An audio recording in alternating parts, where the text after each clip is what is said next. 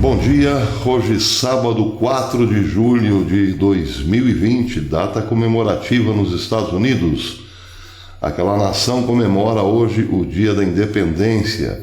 Ontem à noite o presidente Donald Trump fez um discurso de pré-4 de julho no Monte Rushmore. Ele estava na Dakota do Sul e fez lá, aos pés daquela montanha onde estão esculpidos George Washington, Thomas Jefferson, Theodore Roosevelt e Abraham Lincoln, os pais da pátria, fez lá um discurso inflamado.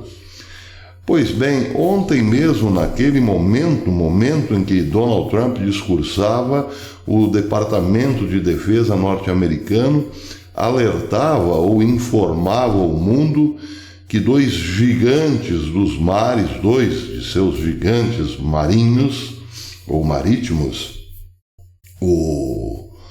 os dois porta-aviões da classe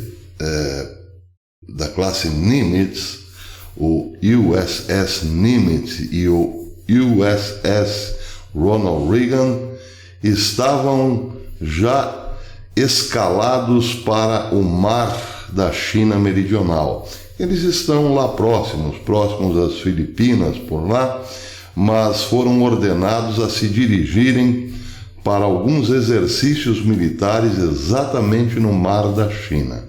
Pois bem, sábado 4 de julho começa com uma notícia boa por um lado, mas preocupante por outro. Preocupante porque a China está em exercícios militares também no mar da China Meridional.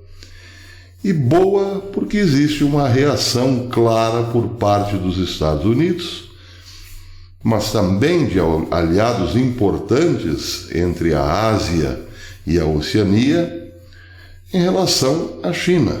Já existe sim uma clara disposição de conter o poderio chinês.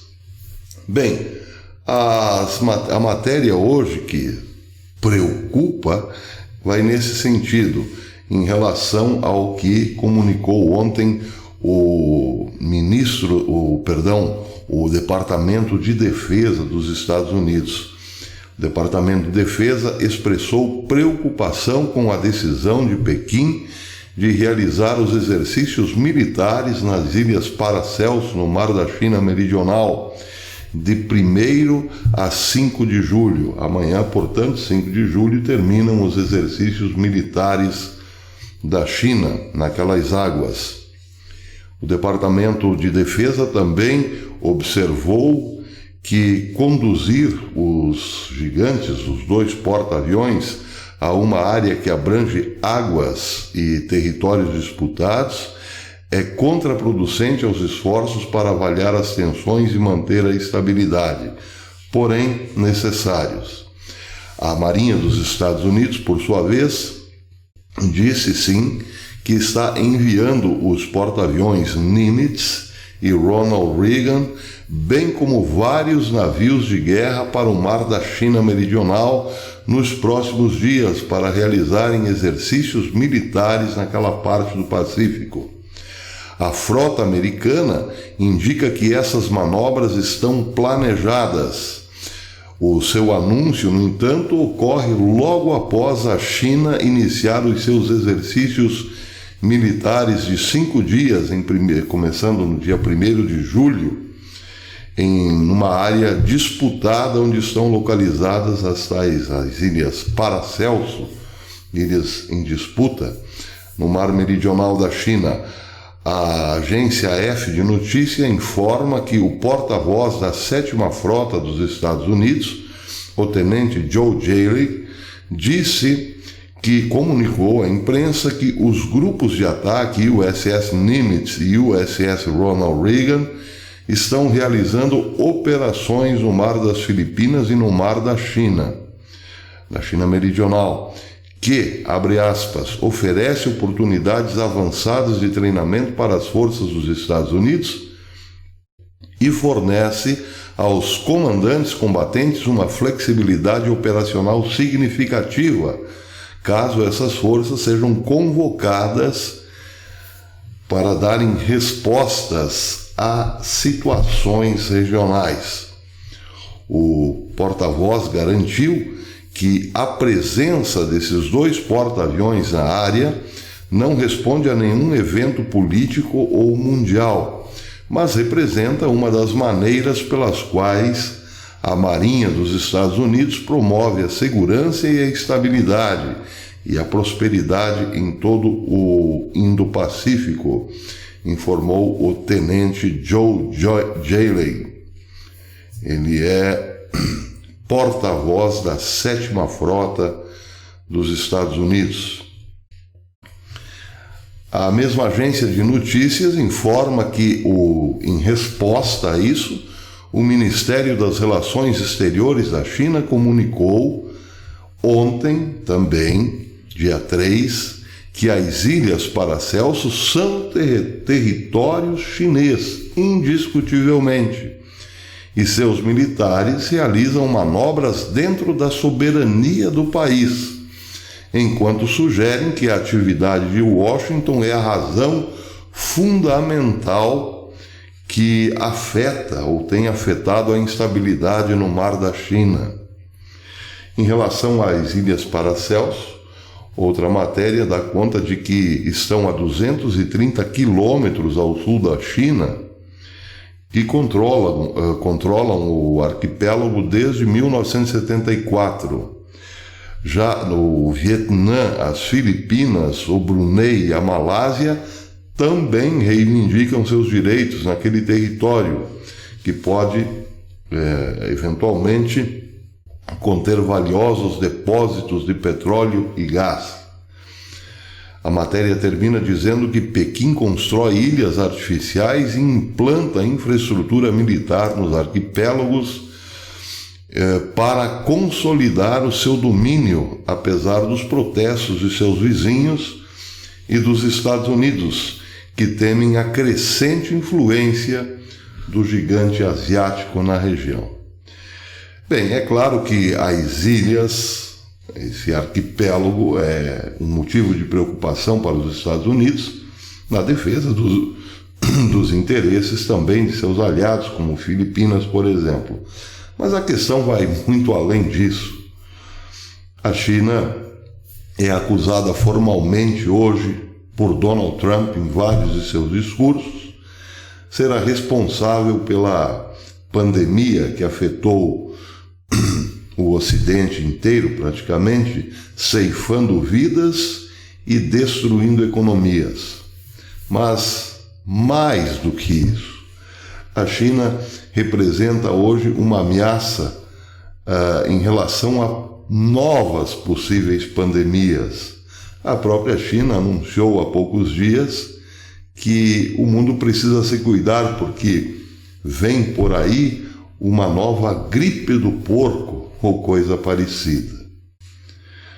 Bem, sem falar na política agressiva dos chineses em se tratando do mercado financeiro e da economia mundial,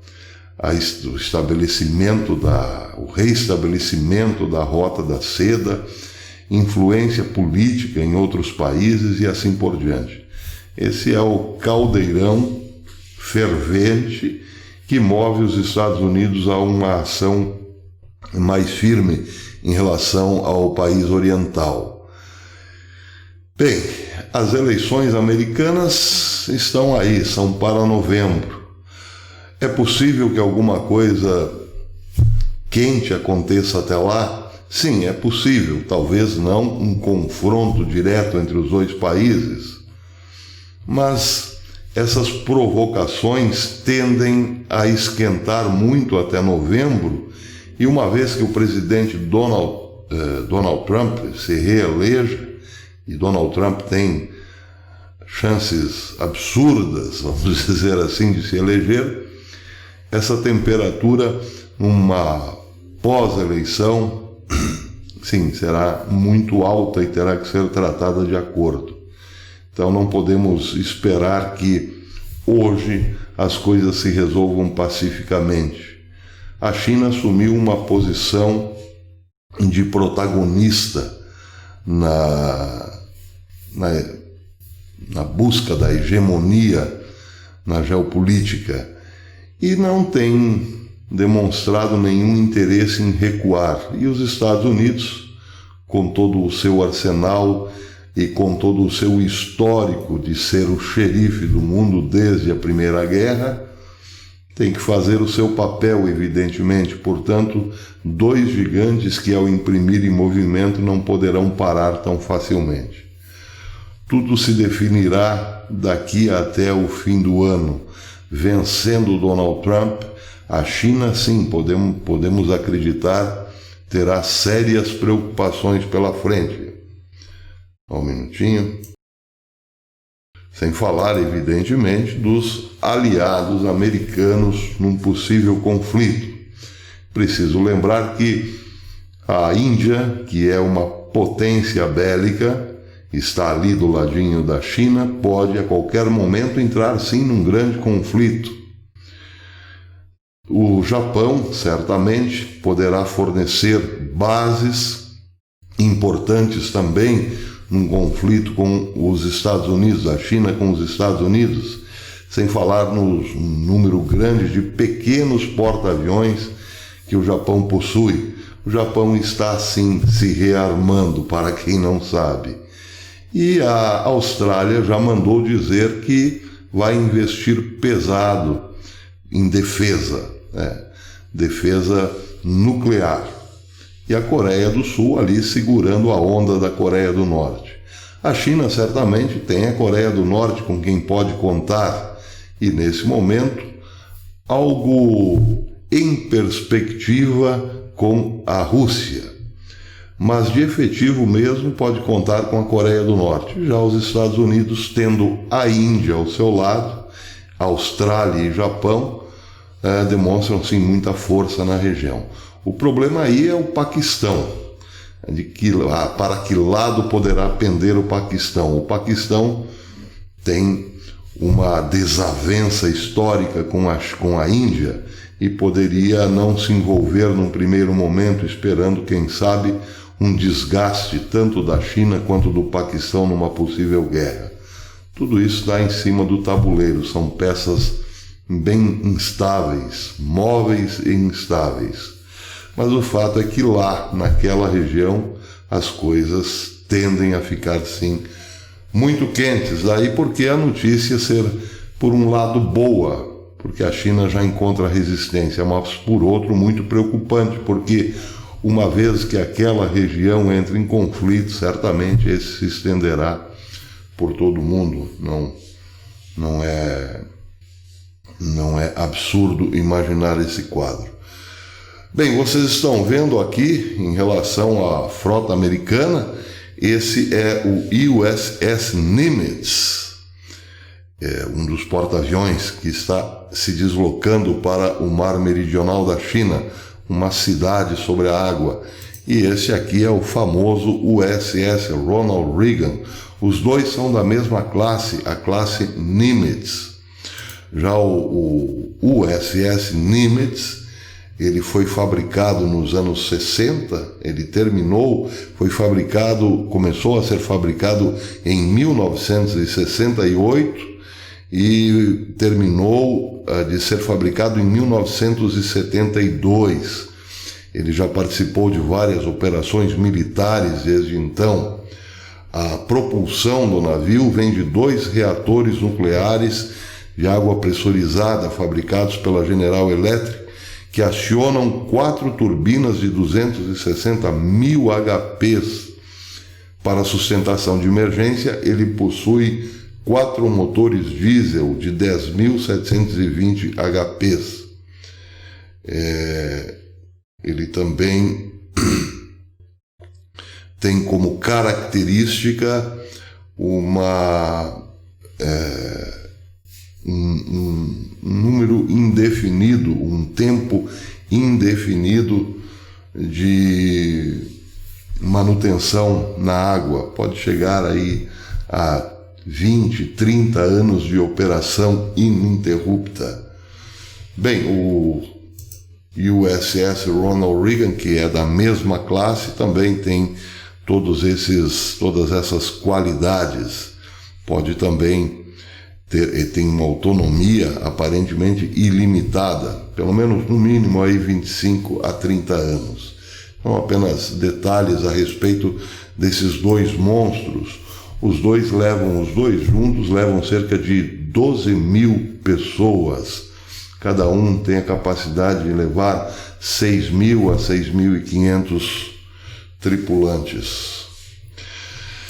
Bem, enquanto esta notícia é divulgada ontem pela Marinha e pelo Departamento de Defesa, como disse, o presidente Donald Trump falou lá do lendário Monte Rushmore, em Dakota do Sul, e o seu discurso foi firme. Ele disse que aquele monumento, os pais da pátria, lá naquela montanha, jamais serão profanados. É que aconteceu, claro, enquanto Donald Trump se dirigia para a região, um grupo de, entre aspas, manifestantes, um grupo grande, se dirigiu para o local, queriam chegar ao Monte Rushmore para destruí-lo, vejam vocês. Aliás, já foi avisado que os simpáticos antifas já avisaram que aquilo lá é racismo e tem que vir abaixo. Donald Trump começou dizendo que aquele monumento jamais será profanado. Ele foi bastante aplaudido e disse: esses heróis nunca serão desfigurados, seu legado nunca será destruído, suas realizações jamais serão esquecidas, e o Monte Rushmore permanecerá para sempre como um tributo eterno aos nossos antepassados e à nossa liberdade, disse ele. Trump também disse que o fascismo de esquerda condenou o fascismo, que ele chamou de fascismo de esquerda, e disse que não prosperará na América esse tipo de autoritarismo. E disse também que os Estados Unidos condenam veementemente todos esses princípios de esquerda e fazem também veementemente uma defesa dos princípios judaico-cristãos. É isso aí, meus amigos, um sábado que começa nos fazendo crer que, do jeito que as coisas estão, não ficarão por muito tempo. Hoje os Estados Unidos estabelecem como prioridade interna a luta contra o que Donald Trump chamou de fascismo de esquerda e externamente uma forma de conter a China. As coisas estão, pelo menos neste âmbito, muito claras. O mundo está novamente dividido em duas partes. Até depois.